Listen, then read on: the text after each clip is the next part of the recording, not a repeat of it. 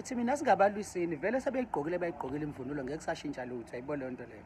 Asibabonise ukuthi yini abangayenza moving forward. Get what I'm saying?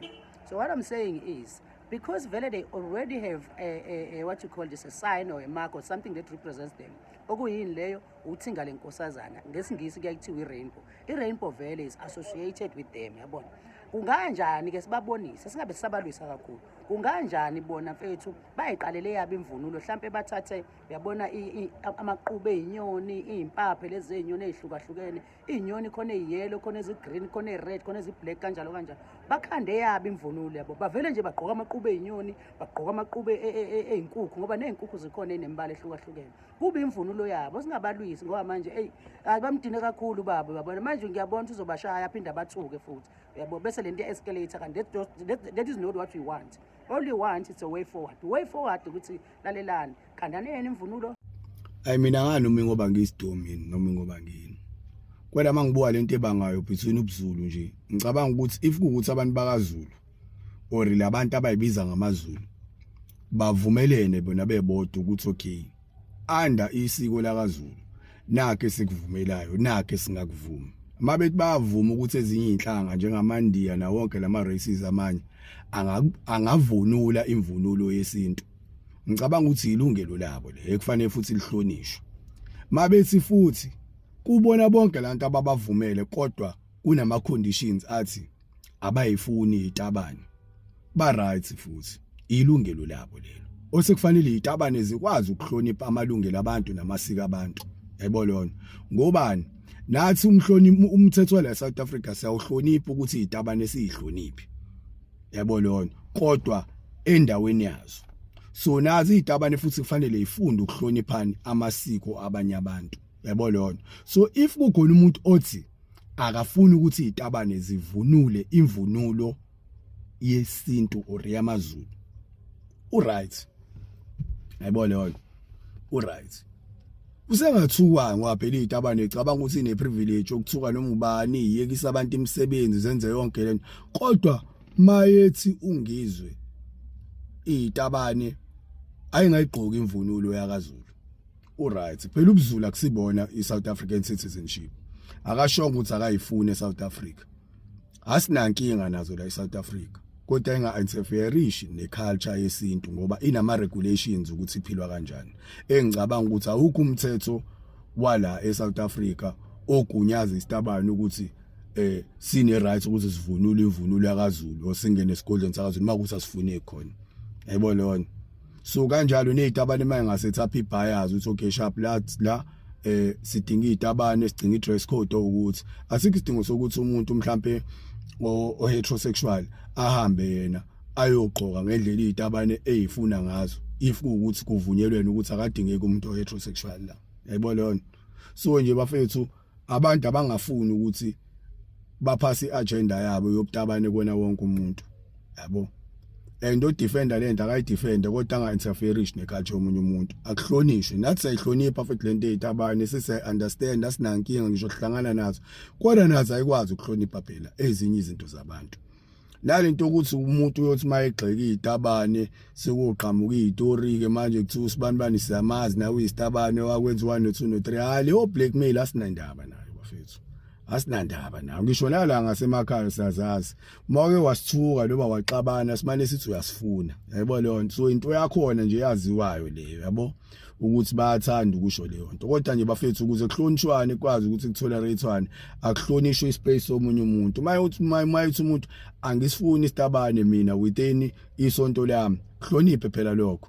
Yayibona lo nto hamba uvule lakho nawe lezitabane mayithi umuntu mina angimfuni umuntu oyisitabane kuyisiko lami or agqoka ibhlukwe lami or agqokeni kuhloniphe lokho. Yayibona why itabane izofuna ukinterfere kuyona yonke into why kuzofanele ulwise wena once wabeka umbono against ubutabane why kuzofanele wena uliswe yini kangaka guys asinandaba nento eziningi kahle kahle sinenkinga nje thina sinendaba nemvunulo yethu nje okunye asinandaba nabo imvunulo yethu nje yakwaZulu yona nje kuphela into esinendaba nayo okunye sekungenzeka ngendlela okwenzeka ngayo kodwa sinendaba nemvunulo yethu imvunulo yethu nayo le esigqokwa amantomba esibhinqwa iqoko imvunulo iyabhinqwa imvunulo ngiyaxolisa ukusebenzisa lokugqoka nayo lesibhinco amantombazana ngicabanga ukuthi mhlambe ichunu manje ngake lingenele izoke iqala ukuqondakala umuntu wesifazane akawugqoki umqhele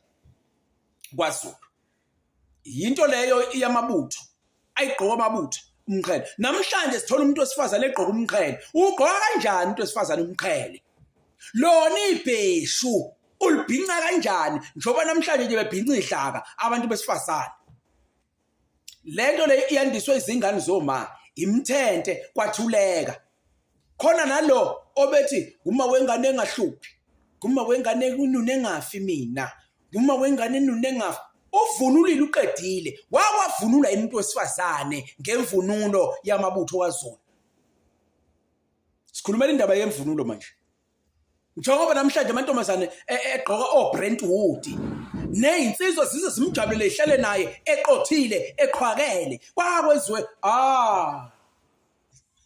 walikhipha phakathi ukhiphe seliphakathi so esho ukuthi guys ake sibheke ngazonke nalento ukuthi ake kubuyiselwe abantu besifazane endaweni yabo yokuvunula banemvunulo yabo abantu besifazane ubona abantu besifazane namhlanje bayagiya abakwazi ukugqisa intombi esiyasibuke la thina zifika seyidlalisela sesithi intombi ayikwenzi lo intombi ishanda wona ithi intombi ishona phansi ivumbuka ishona phansi ivumbuka intombi ithi igqiza hayi laba sebegiya zama ngomlenze owodwa njengejongo akwenziwa lokho umuntu wesifazane umkhala akawufaka umuntu wesifazane ibhesha kalibhinqa umuntu wesifazane base bafaka nezikhono abantu besifazane bafaka udihla bashonda ngomncwedo njengoba ukube banepipe ngabe bayancwada nabo manje akungena umncwado ke lapha yana ngoba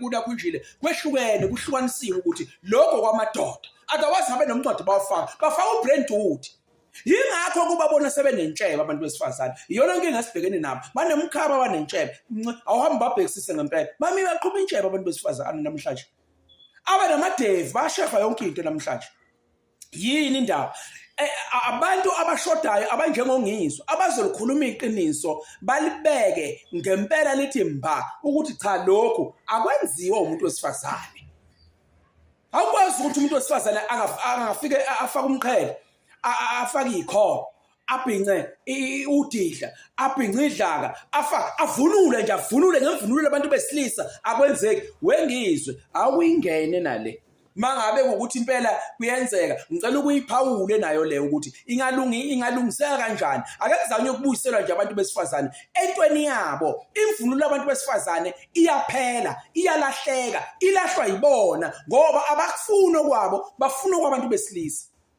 utshwala sathi sithi qhabo bavese badakwa bona sathi sidedela imkhaba bayithe nabo bayinakho nje yabo bayikhiphe yabo sathi sibhinqa amabheshu bangenile emabheshwini sathi uBrentwood ugodo baphakathi ogodweni hayi ke manje baqhuma intshebe manje ngiyakutshela amashef yini indaba ingoba kunezinto ekufanele asebedlulile emkhawulweni ekufanele ukuthi balungiswe ukuthi abantu besifazane abakwenzi lokho sebehlala baqothe manje kanje umuntu wesifazane ahlala amisa imlenze aqothe athi okwakungenziwa kodwa namhlanje bayahlala bayaqotha ukuthi umuntu wesifazane ngicela ukuthi ungizwe akakayilungise le nalezi intombi lezi ezikhempayo thothi khona namajonga khona mayisina zivele ziwudedele nje umlenze kuyovela konke yebo intombi yayinakhunja kodwa uyabona nje lokho sebekwenza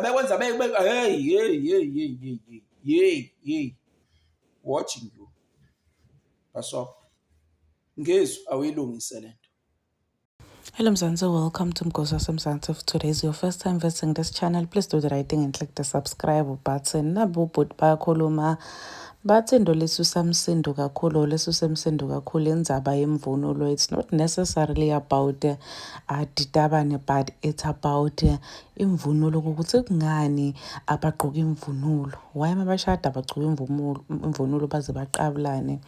Lekuyinto lehloniphako kakhulu kwaZulu Natal.